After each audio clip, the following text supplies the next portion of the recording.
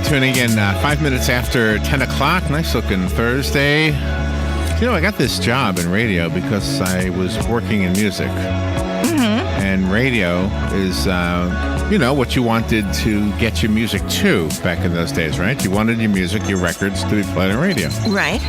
So I got to know a lot of people in radio. And the difference between what I was doing and what they were doing is they were going home at the end of the day. I was going back out, and I know it sounds glamorous, but our next guest is going to tell you, as I think we're going to swap notes a little bit here, but she also did this for a long time. And and I mean, unless your name is Stevie Nicks or Michael Jackson or something, I don't know what the experience is for everybody, but it's nicer to be able to go home at the end of the day. Nevard Tellalian is on the phone, and forgive me if I'm saying your name wrong, Nevard. She started playing piano by ear at the age of 5. She became a professional musician, a band leader, a songwriter before the age of 20, and her book is called Musical Roadkills, and it was written, I think I remember saying in 2009 she had it registered with something, and but didn't release it until now.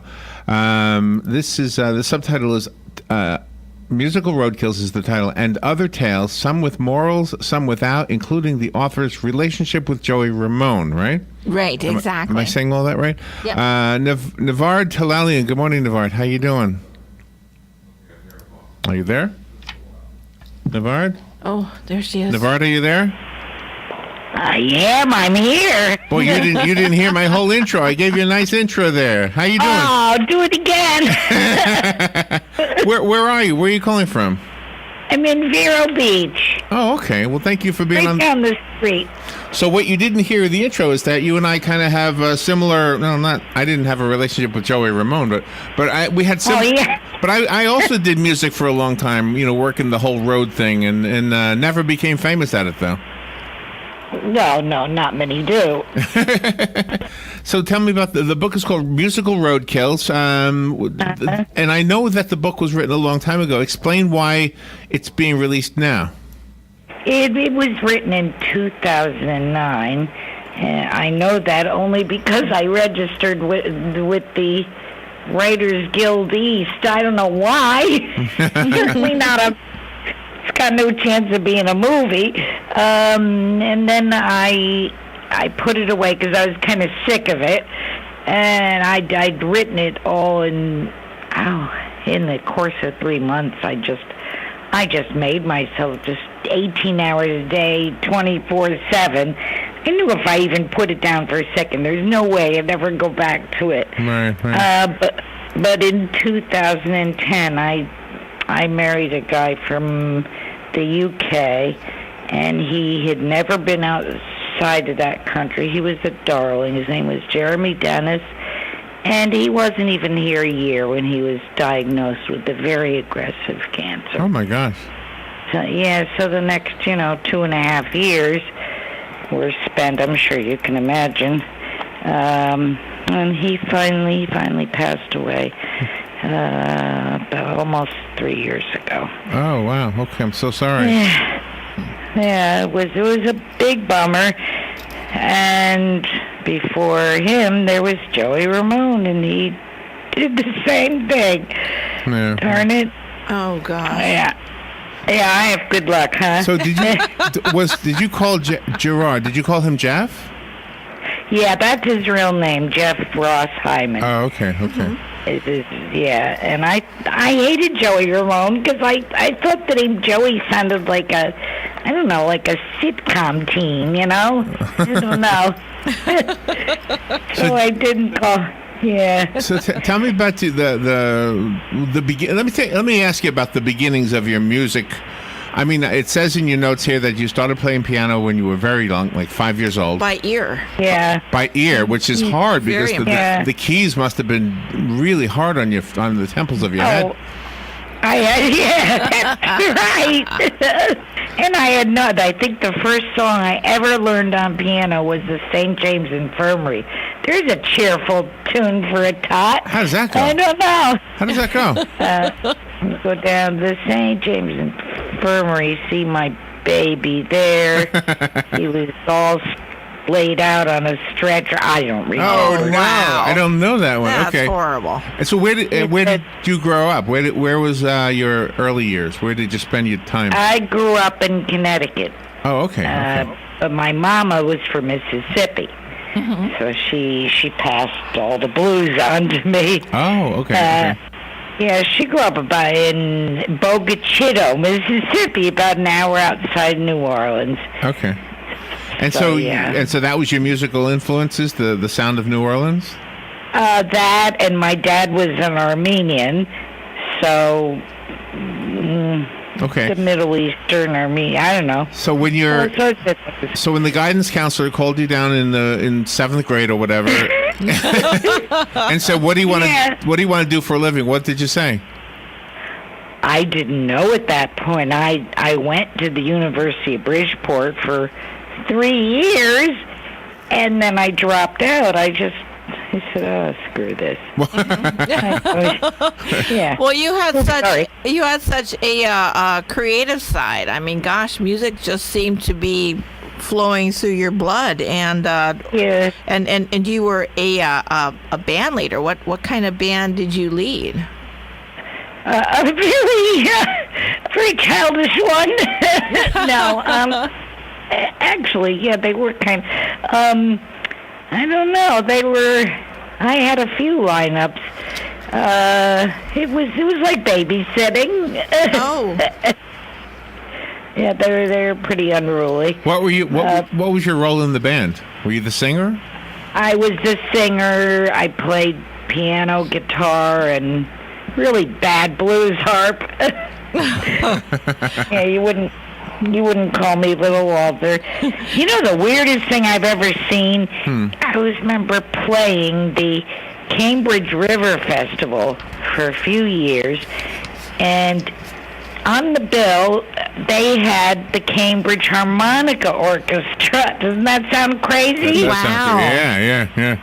It was a stage chock full of nothing but harp players.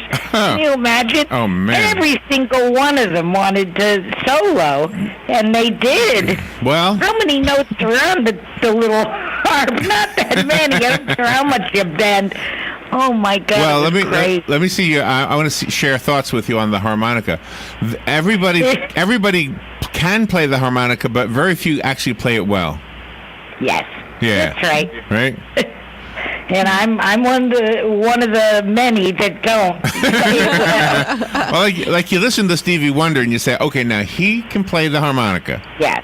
You listen. Yes, you listen can. to Springsteen and you go, no, I could do that. Not so much. Right. Yeah. I played about as well as he can. A little better than Bobby Dylan. That's about it. and And where did Bob get that weird way of speaking? I don't know. He's from Duluth, for goodness sake. Is that how they speak in Duluth? I don't know. But it is interesting. Yeah. I mean, if they had American Idol back in the days of early Dylan, would he? Oh, yeah. Would he have ever gotten past Simon Cowell? I don't think so. Never. No, he doesn't know her soul enough.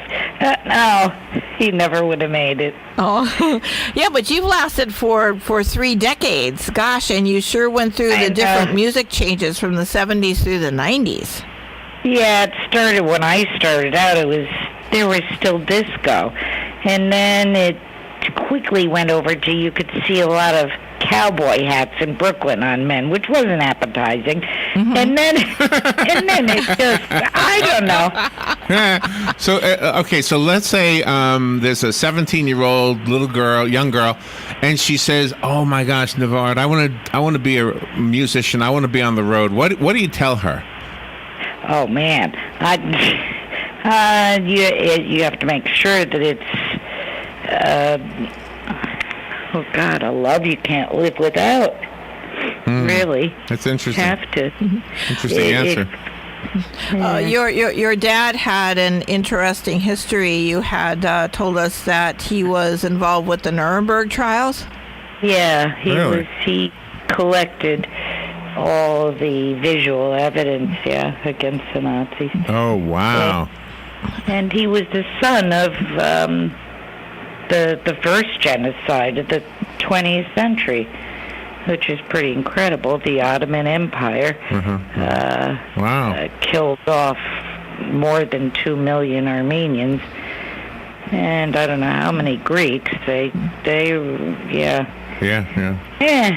And Wow. Hitler was known on the eve of the Holocaust to say "kill without mercy," because who, after all, remembers the Armenians? Oh my gosh, that is Wow. just so disgusting. So did you?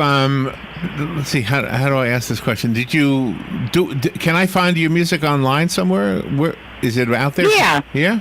You can find me on YouTube. I think there are a couple tunes there. You can find me on SoundCloud, although I don't know why I'm listed as Frida Kahlo.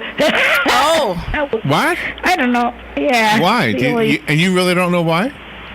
No, she's the only person in the universe that looked great in a unibrow. So I guess I want to be her. Yeah.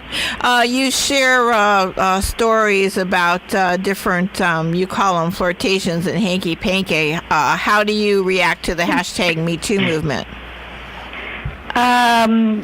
It was the same in that biz as it is now. It's a very misogynistic, and you just threw it over your shoulder and went on. You know, with as much graciousness as you could muster. And I don't see it changing. The A&R sleazos are still the same. Mm-hmm. There's no John Hammonds out there anymore, except for John Hammond Jr., and he's just out there playing with the rest of us, so I don't know. It is a different world as a traveling female musician than it is for a traveling male. When I was looking at the information so that I could, give some kind of an introduction for you, I was thinking to myself, we have parallel. Some of our lives, yours and mine, are parallel, but the one big difference is our sex. I think my experience was totally different than yours because you're a woman. That's got to be. I could go to a hotel room and it didn't matter. I closed the door and I'm done for the night. Yeah. But you might have somebody knocking on the door saying, "Hey, I saw you tonight." Yeah. Well, you usually didn't meet the people you'd want to meet because they were too nice to bother you. They're out. They're out of there. You're left with the drunks and the crazies. But on the other, you know what you're left with. But on the other hand, can I tell you something? I used to work at the Nassau Coliseum, and I was the guy. I was the guy who put the kitty litter on the vomit. Okay. Yeah. I had the low job, but I used to hang out sometimes at the edge of the stage where the security people were. And I'm telling you, if there was a hot guy up there like Michael McDonald or whoever, or Joey Ramone, by the way, oh God, yeah. The girls would offer everything they could to get backstage. Absolutely, yeah. But if you had Linda Ronstadt or one of the hot girls of that day, the guys weren't offering anything. They were just clapping and leaving. Yeah, that was it. Yeah, it was a lonely life. Yeah. And you didn't want to mess with your own band, that's for sure. Yeah. Yeah, really. How did you emotionally handle the critics since you started out so young? I mean, sometimes people can be very cruel and you need to get a thick skin. Yeah, I kind of didn't care, yeah. I had to develop that very early. I didn't give a damn. And strangely, I had a friend that taught me. Cub Coda was luckily on the scene when I was, and he said, "I like what you do. You do the good stuff, Nevard." He said, I don't care if they don't like it. Give it to them. They don't like it. Give it to them again. I said, okay. And I did. And I was stunned to find, I went to his site just a few days ago. I was stunned to read stories of him doing songs, the same tunes 5 times in a row. Wow. What? Oh, my gosh. Like that. My gosh. We'll do it again, yeah. Cub Coda was a wonderful, wonderful man. We lost him early. In order to do these interviews, I have a question. In order to do these interviews, did you have to reread your book since it was so long since you wrote it? Kind of. I had to live through the editing process and reread the entire damn thing. I thought, oh God, who wants to read this? And a large part of the book is me calling my girlfriends and having them ask me questions. I said, ask me what you want, and they'd ask me. And then they'd get really bored with the answers. And they were glad they didn't have my tawdry little life, I'll tell you that. What do you think about, as it is today, sometimes now people are bringing up lawsuits, even if there's only like one chord that they wrote in another song. What do you think about all those lawsuits? One chord. It's silly. One chord. It's all been done before. I mean, there's nothing in rock and roll that's new. So, well, I don't. Yeah. You know, musically speaking, though, Robin said chord. If you listen to rap, they don't even worry about chords anymore. No, they don't. I don't think so. They sample pretty much everything in the background. Yeah, strange. So what do you listen to now? Right now, I don't listen to anything, but really? when I do listen, it's I don't know. It's a conglomeration of stuff. So what is your opinion on today's songwriters? I mean, you've got the Taylor Swifts out there, the Kobe Calids. Do you think they're more cookie cutter today? Yes, there are only 4 producers out there that are producing these people. So they're all sounding exactly the same. It's strange, and they put the tunes through something that tells them what's gonna hit and what's not. Yeah, you're right. Great. You know, the recording artist named Drake has more #1 hits in the top Billboard charts right now than the Beatles had, and so that was a news story. That was a news story yesterday. But I think in today's world, you don't have to sell as many as you had to sell back in the Beatles day. They had to sell millions to be #1. I think now it's just hundreds of thousands, which is probably still good. But it's weird. They've made more of a cookie cutter today than there was. When you look at the kind of tunes that were top 40 hits in the 60s, it was a much larger. It was a larger. I don't know what. I don't know. I'm at a loss.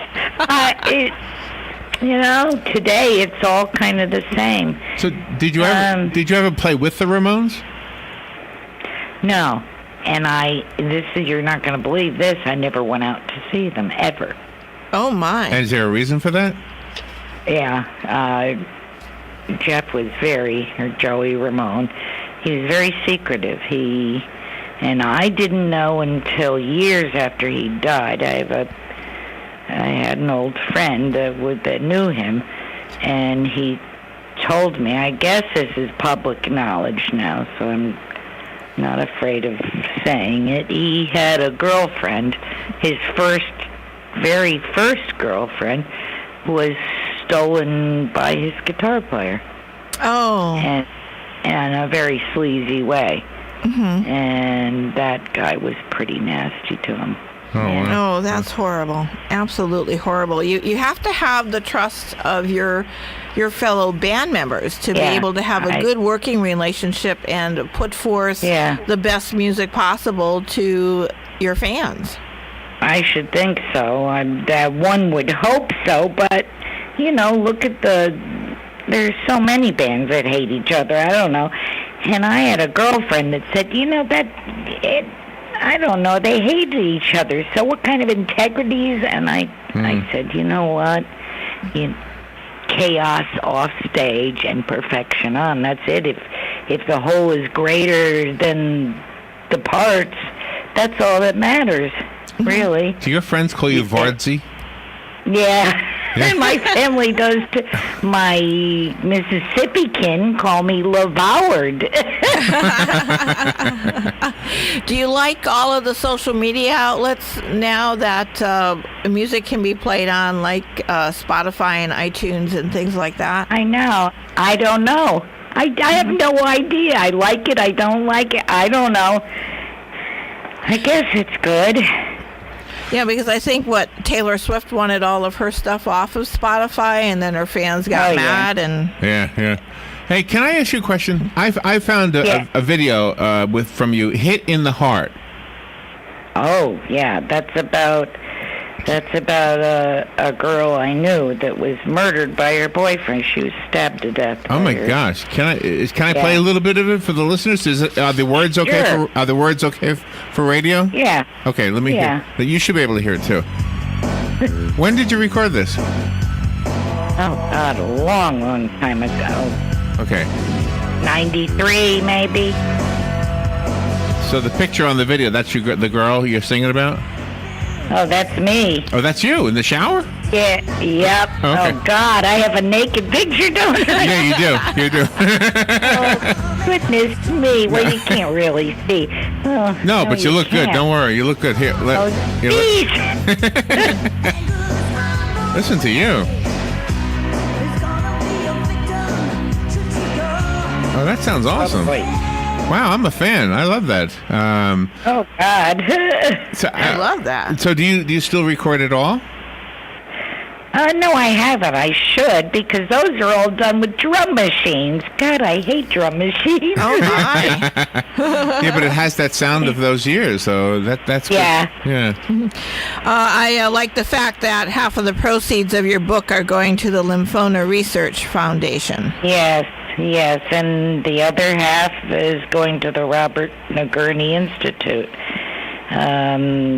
He has a platform where he assays cancer cells. Oh, my. And is there a story behind your dedication to that? No. Besides what you've already told us? I suppose it's the stories that you've already told us, right?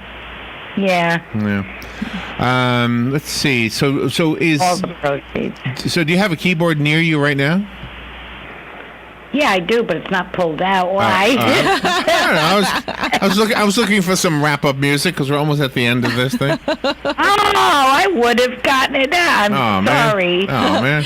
I like your quote. Music should be something that you have invested your heart into. I just think that is absolutely outstanding. Should be, otherwise you're going to be, everyone that I've ever known in this business has been absolutely dragged down. And it's like the Hunter Thompson quote. I can't remember that, but and if you don't have your heart invested in it, then you're not getting back up. Do you remember Patty Smythe? I think she pronounced her name. Yes. Okay, she was a recording artist and also an artist, like a painter. And she said in an interview on the Mike Douglas show that she wanted to save her painting till her later years, and I'm guessing she's painting now if she kept true to that. Yeah, where is it? Are you doing painting or anything? Are you doing? Actually, I do. That's funny. I do paint. So there you go. Not very well, but I do. But I think a creative heart is a creative heart. I think creativity manifests itself in many ways, right? Yeah, it does. It does, absolutely. Yeah. So writing is one of those ways for you. You wrote a book. Oh, God. This is to you. You're funny. The musical Roadkills is the name of the book. It's written by Nevard Tellalian. Am I saying your name right? Yes, you are. It's amazing. Say it 10 times fast, I dare you. I found it on Amazon. You're getting really good reviews from the people who've read it. Do you have a website? Oh, good. Do you have a website for the book? I do. Yeah, but there's nothing on it, really. I should put things on there. Yeah. Oh, my gosh. Okay. Musicalroadkills.com. Musicalroadkills.com. That's Robin what has I it. found, Leave it to Robin. Nevard, thank you. That was fun. Oh, thank you so much for having me. I had a good time. I'm not awake yet, but I had a great time. Thank you. We'll take a little break. We'll be right back.